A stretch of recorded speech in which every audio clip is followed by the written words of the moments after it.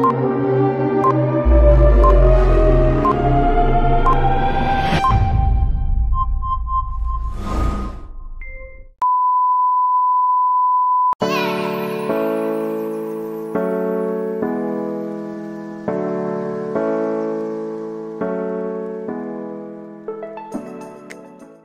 selamat sore. Ketemu lagi dengan saya Amalia, salah satu dosen di Geografi Universitas Tadulako.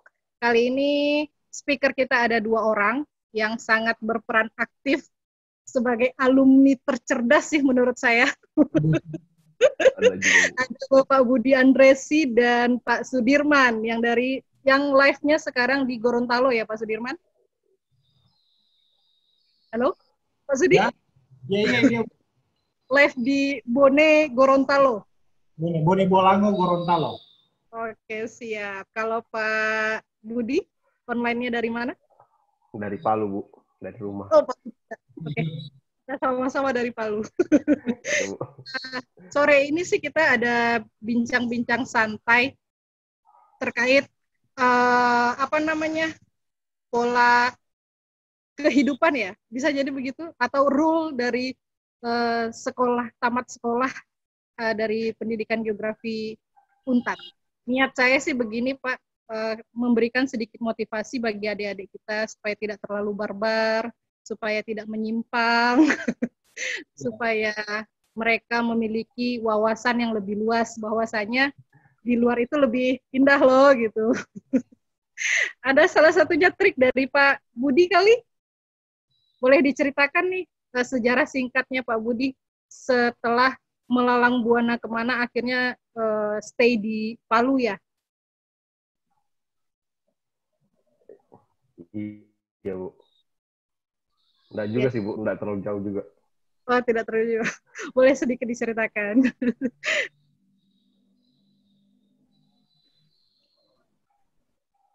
Jaringan kurang bagus, ya. Jaringan yang di mana nih? Jaringan saya kayak Ibu. Oke. Sepertinya belum bayar deh kayaknya. Dia coba sedikit. Oke. Ini gimana, Bu? Ya, silakan. Mau diceritakan dari saya, Bu? Iya. Historinya dari Pak Budi. Siapa ini? Dari Pak Budi dulu. Karena kemarin Pak Sudirman kan dia udah pernah. Oke. Ini ya, spoiler ya. Waktu podcast kemarin kan Pak Sudirman lagi spoiler. Jadi sekarang penasaran nih sama Pak Budi. Oke. Ini waktunya berapa lama, Bu? Takutnya nanti sampai 2 jam lagi. Kita nggak pakai waktu. Pokoknya ada tanya jawab aja. Oh iya, oke. Jadi awal mula masuk geografi sebenarnya mungkin sebenarnya sudah perlu saya ceritakan sih waktu di webinar sebelumnya. Jadi awalnya saya masuk di geografi itu sebenarnya melalui PMDK. Sebenarnya PMDK sih, Bu. Nah, masuk geografi, saya angkatan lulus SMA itu 2008. Oh, nah, SMA berapa? Ketika itu di Palu ya?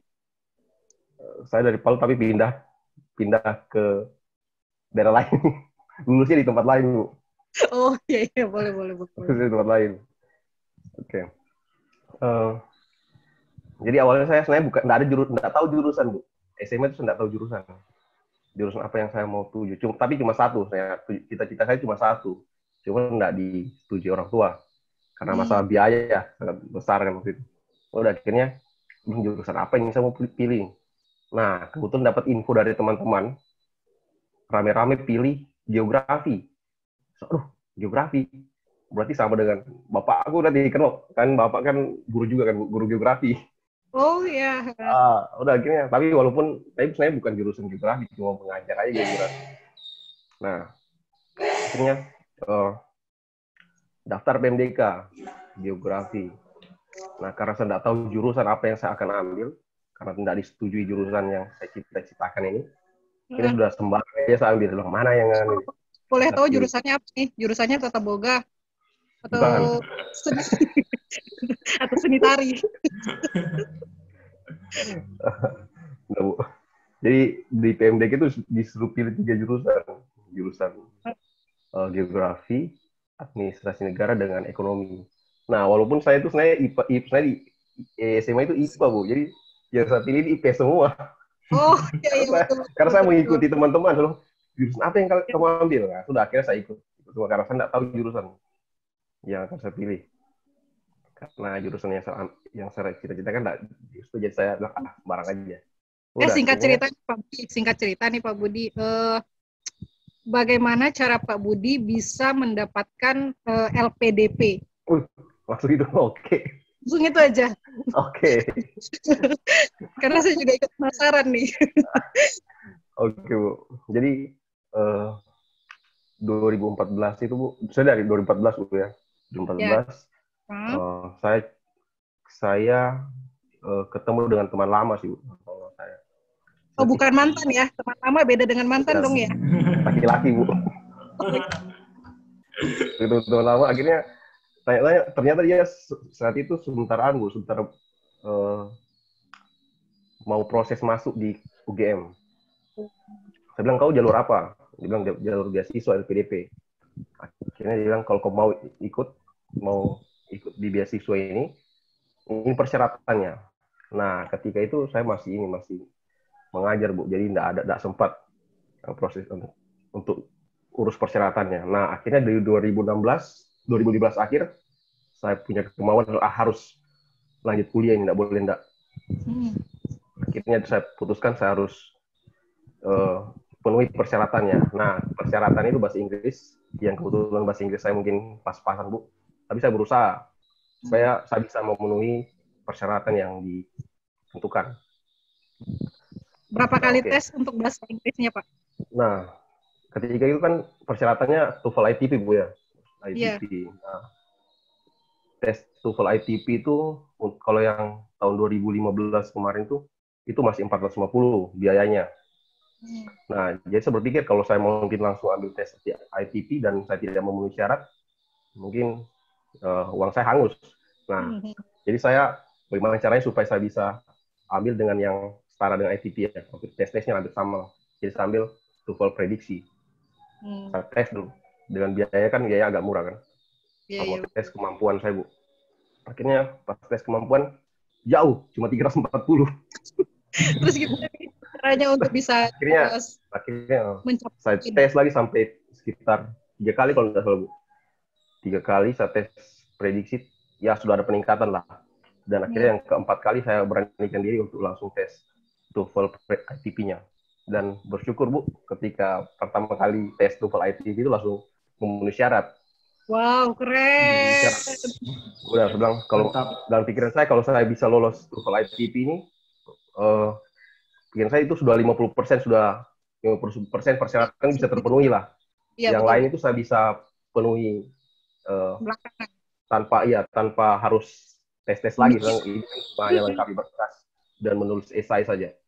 Akhirnya saya lengkapi semua berkas-berkas dan akhirnya tahun 2016 bulan 3 saya daftar. Saya daftar dan akhirnya tes administrasi saya lolos dan tes wawancara dan akhirnya sudah ditawarkan apakah mau langsung kuliah atau mau ikut program pelatihan bahasa Inggris. Oh gitu. Nah, akhirnya dikasih pilihan itu dan akhirnya saya bilang, karena ini sudah waktu itu bulan 6 kalau tidak salah. Bulan 6 saya bilang, kalau saya mau langsung lanjut kuliah langsung cari kampus, kemudian sudah tutup kan, Bu. Dia bilang, tutup. Dia bilang, kalau gitu saya ikut pelatihan aja bahasa Inggris. Nah, diberikan kesempatan pelatihan bahasa Inggris selama 6 bulan. Dan di 2017 sampai 2017 bulan Februari dan 2017 bulan 5 saya daftar di kampus di Teknik Geomatika dan akhirnya ya di Teknik Geomatika. Fakultas Geografi. Fakultas Teknik, Bu. Ini agak jauh. Tapi ya bagian kecil dari geografi. Nah, akhirnya saya diterima di kampus dan juga akhirnya diterima di LPDP. Gitu. Oh, nih pengen nanya nih sama Pak Budi. Oke, Bu. Jika kita bisa mengulang waktu nih, apa sih momen yang ingin Pak Budi lakukan supaya adakah niat di hatimu untuk meliniarkan segala kehidupanmu atau memang ingin bercabang-cabang gitu? Saya nggak tahu juga, Bu, ya. Kenapa saya kayaknya beda-beda semua sih, Bu. Dari S1, S2, dan saat ini bekerja kayaknya nggak satu garis yang sama. Karena nggak satu garis itu saya ini, jika bisa diulang waktu gitu, apa sih momen yang pengen Pak Budi lakukan gitu? Menyesalkah pada saat ini atau memang menerima segala kenyataan gitu? Gitu. Atau memang suka mencicipi hal-hal yang sedikit gitu? Oke, Bu. Jadi saya waktu awal daftar LPDP itu sebenarnya saya niatnya saya kan ke geografi kan, penginteran jauhnya. Penginteran jauh, cuma saya sempat konsultasi dengan salah satu dosen lah gitu. Terus akhirnya tanya-tanya, akhirnya bilang, bagaimana kalau kau lanjut di geodesi? Kan kalau geodesi sama dengan geomatika, buat coba penamaannya saja. Lanjut ke geodesi. Dia bilang itu masih jarang kalau di Palu, dia bilang gitu, untuk S2-nya. Udah saya coba cari-cari tahu referensinya, buka-buka apa sebenarnya geodesi geomatika ini. Dan akhirnya saya bilang, oke, saya memutuskan untuk masuk ke geomatikanya. Gitu. Dan sebenarnya awal-awal waktu masuk itu sempat menyesal, Bu. Karena saya kan banyak teman di geografi juga, geografi UGM. Saya lihat mereka santai semua ini, sedangkan saya tiap hari tugas. Dan saya kan tidak linear, jadi memang betul-betul harus peras otak memang. Nah, tapi di satu sisi di akhir perjalanan saya bersyukur, Bu. Mungkin dengan banyaknya tekanan dan harus banyak belajar, ya ada apa ya? Ada makna tersendiri gitu. Ternyata seperti ini. Jadi selain ilmu pengetahuannya bertambah, teman-temannya juga ikut nambah gitu. Pacar-pacar juga ikut ada gitu ya. Enggak, Bu. Cuma satu. Baik, kita ke Pak Sudirman dulu nih. Maaf Pak Sudirman sudah lama menunggu. Karena kita akan cerita LPDP. Ya. Oke. Nah, gimana nih Pak Sudirman? Kalau Pak Sudirman kan kalau kita ketahui bahwasanya basicnya memang guru ya. Guru, ya. Guru, pokoknya lurus saja jalannya, nggak pernah gitu ya. Iya. Oke. Nah, seandainya dari segi angkatan nih, antara Pak Budi sama Pak Sudirman satu angkatan? Satu angkatan, sebenarnya di lain angkatan Ibu, tapi satu kelas. Karena Pak Budi lalu pindahan dari fisip. Yeah. Pindahan dari fisip, dan pas pindahan itu seangkatan dengan saya. Kebanyakan mata-mata kuliahnya itu seangkatan dengan saya. Jadi sebelum Pak Budi juga ini sudah bisa dibilang kami sini sudah 20 tahun. Sudah 4 tahun, Bu, dalam satu ruangan. 4 tahun satu ruangan, 4 tahun satu ruangan, tapi berbeda keinginan ya. Yang satunya memang pengen niatnya guru melenceng kemana-mana. Bukan melenceng sih sebenarnya, tapi lebih suka menikmati zona luar zona gitu. Nah, luar zona. Ya. Suka dengan tantangan. Secara singkat nih dari seorang guru Pak Sudirman, apakah ini memang niat dari hati ataukah ada dorongan dari lingkungan yang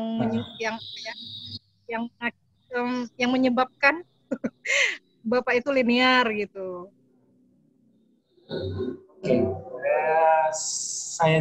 Saya jawab saja dari histori dari pertama saya lulus saja ya.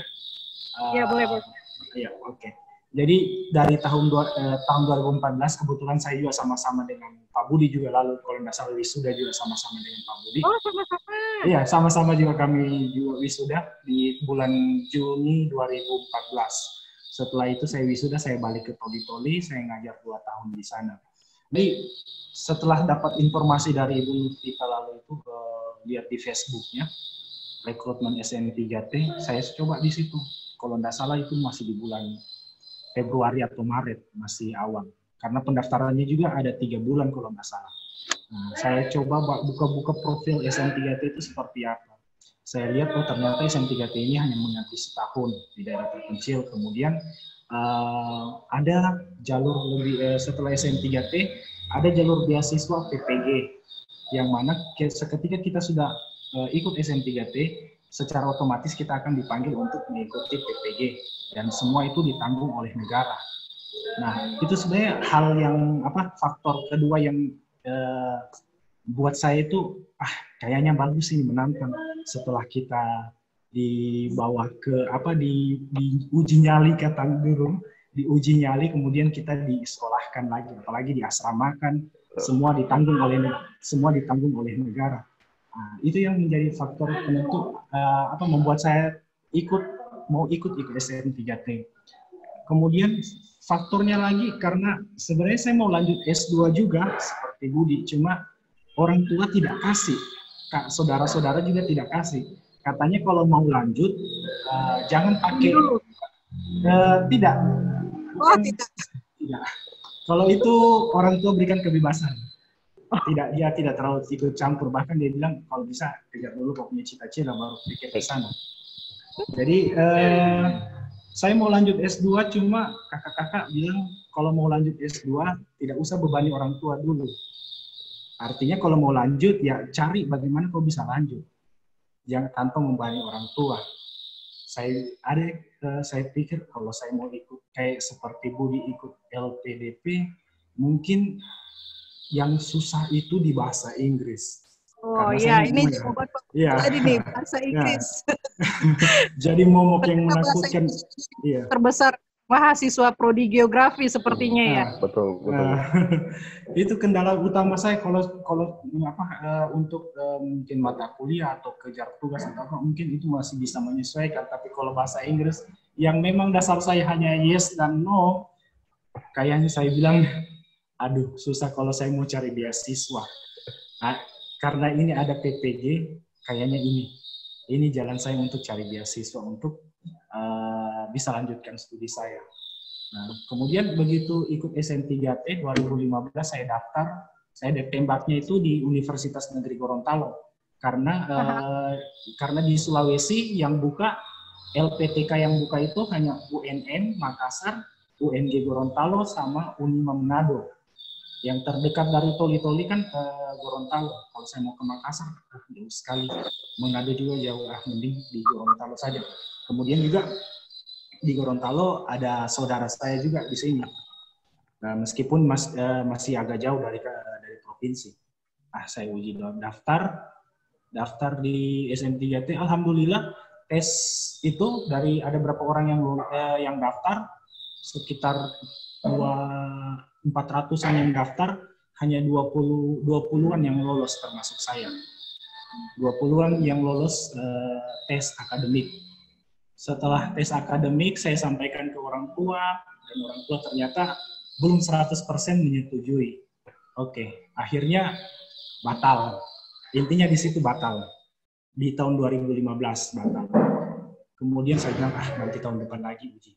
Tapi kayaknya karena sudah orang tua tidak setuju, mungkin tidak dikasih. Tiba tahun depan, simpang siur kabar SN3T. Ada yang bilang mau dibuka kembali angkatan 6-nya, ada yang bilang tidak. Pak Sudirman, singkat cerita, langsung ke PNS. Ya. Enaknya di SN3T, banyak pengalaman yang saya dapatkan, terutama melihat potret pendidikan yang sangat jauh berbeda. Siswa-siswa yang ada di pelosok itu bukan mereka bodoh, bukan mereka tidak tahu, tapi mereka hanya minim fasilitas. Mereka semua cerdas. Anak-anak di daerah pelosok itu cerdas. Bahkan perjuangan untuk mendapatkan pendidikan itu, saya bilang sungguh luar biasa. Saya waktu di lokasi SN3T, bahkan beberapa kali saya itu sampai dibilang mungkin lebay ya, dibilang menangis. Saya lihat sih, iya. Karena pada saat mau ujian nasional, karena saya ditempatkan lalu di SD.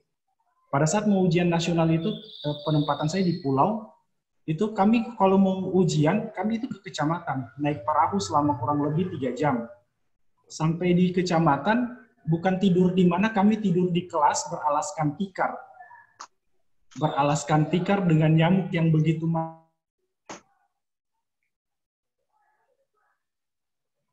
Halo Pak Sudirman. Dengan Sudirman lagi hilang, Bu.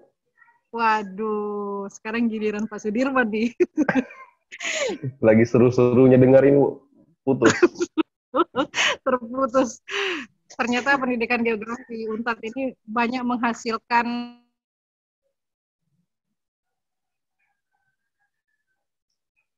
kreatif gitu ya. Alurnya dihilangin. Singkat cerita nih, Pak Budi. Bu. Ada nggak efek dari pandemik terhadap proses pembelajaran Pak Budi sekarang bagi mahasiswa? Oh, sangat berpengaruh sekali, Bu. Kan sebenarnya saya untuk tatap muka langsung dari mahasiswa itu, Bu, baru 1 kali kayaknya, Bu. Selama saya baru 1 kali. Ya oke, Pak Sudirman, nggak apa-apa, nggak masalah. Iya.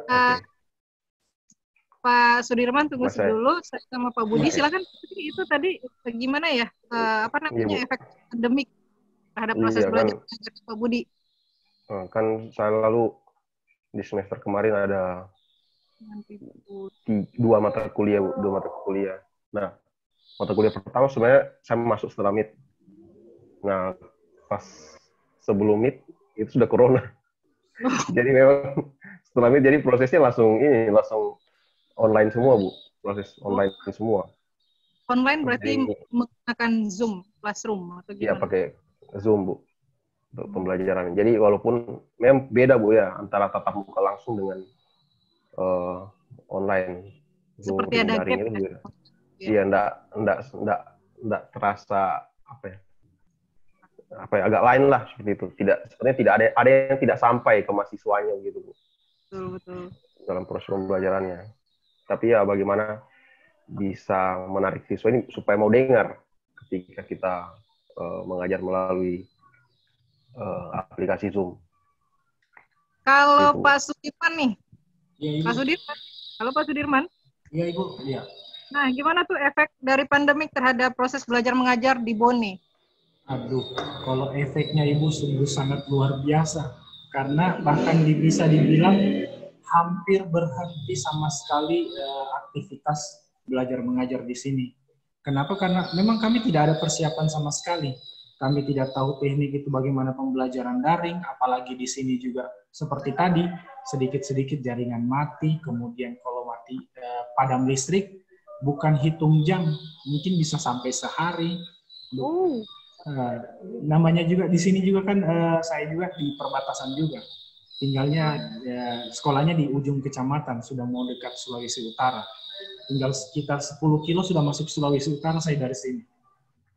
Nah, jadi sungguh susah untuk pembelajaran daring. Tapi alhamdulillah mudah-mudahan karena kami juga di sini zonanya zona orange dan pembelajaran masih tetap juga dilanjutkan dengan pembelajaran daring. Mudah-mudahan semester ini bisa dimaksimalkan lagi. Amin. Untuk Pak Budi sama Pak Sudirman, 15 menit kita akan mengakhiri bincang-bincang santai sore kita. Ada nggak trik dan motivasi untuk adik-adik mahasiswa geografi tentunya dari Pak Budi sama Pak Sudirman? 1 kalimat aja. Pak Budi dulu boleh, silakan. 1 kalimat, Bu, ya. Mungkin bisa agak lebih, Bu, ya. Mungkin terkait beasiswa LPDP, Bu. Nah, saya sebenarnya ini ingin mengajak adik-adik alumni, Bu, atau mungkin yang senior untuk masuk mengambil beasiswa ini, karena kesempatan ini sebenarnya besar, Bu. Untuk kesempatan beasiswa LPDP sangat besar. Dan memang masih kendala kita, Bu, saat ini memang masalah bahasa. Nah, tapi saya berpikir gini Bu, kalau orang lain bisa kenapa kita tidak gitu. Ya, betul. Nah, kalau kita tidak mencoba, mana kita tahu prosesnya. Iya, betul. Jadi mencoba dulu, walaupun hasilnya mungkin belum keterima, tapi setidaknya kita sudah berproses daripada tidak sama sekali kan Bu. Jadi mungkin nanti kami sendiri pun di Mata Garuda LPDP Sulawesi Tengah itu akan ada pelatihan baru. Siap mahasiswa atau alumni yang akan mau ngambil beasiswa nanti. Untuk informasi selanjutnya nanti akan saya coba share ke Facebook Bu ya. Oh iya, boleh. Iya. Sangat dibantu sekali supaya ada punya motivasi untuk keluar dari Kota Palu ya. Pak Sudirman juga silakan.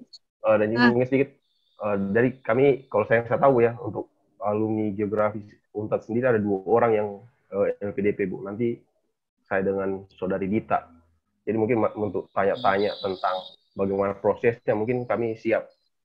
Boleh, nanti lain kali saya undang Dita sama Pak Budi kali ya, untuk supaya ada kita terfokus untuk memotivasi dirinya sendiri ikut LPDP kali ya.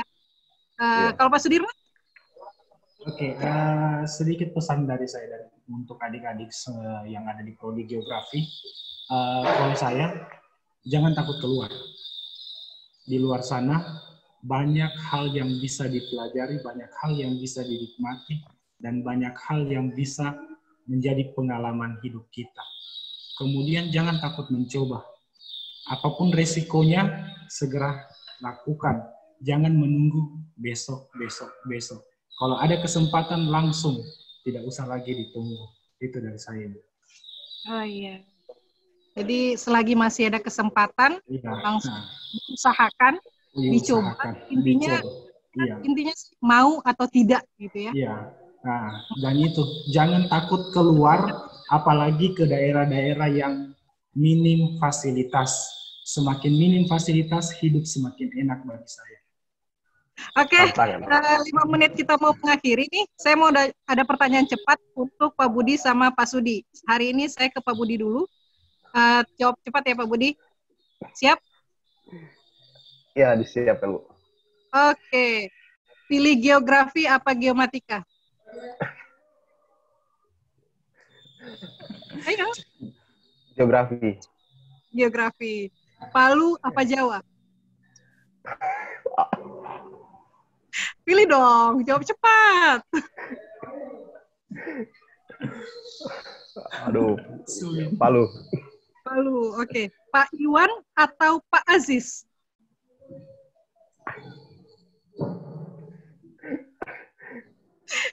Aduh, berat ini Bu. Silahkan dipilih. Tidak ada pengurangan nilai. Boleh yang lain nggak Bu? Pokoknya 2 dosen ini sangat berperan sangat berperan dalam kependidikannya Pak Budi ya. Iya, betul Bu. Oke, terakhir, pilih kampus atau kantor? Saya kampus. Nikah atau kawin? Nikah Bu. Oh, nikah. Oke, siap. Terima kasih Pak Undesi dengan waktunya. Saya kembali ke Mas Sudirman. Pertanyaan cepat. Ya, silakan. 3 detik, jangan kayak Pak Budi loh. Insya Allah. Siap. Oke, Pak Sudi. Pilih negeri atau swasta? Negeri. Dosen apa guru? Guru. Geografi atau IPS? Geografi. Toli-toli atau Gorontalo? Toli-toli. Wes. Pacaran apa menikah? Nikah, keren. Terima kasih waktunya Pak Sudirman. Nanti saya invite lagi ya, saya undang lagi untuk pertemuan lainnya. Ya, insya Allah, Ibu. Terima kasih Pak Budi, Pak Sudirman, selamat sore. Assalamualaikum warahmatullahi wabarakatuh. Waalaikumsalam warahmatullahi wabarakatuh. Oke, bye-bye.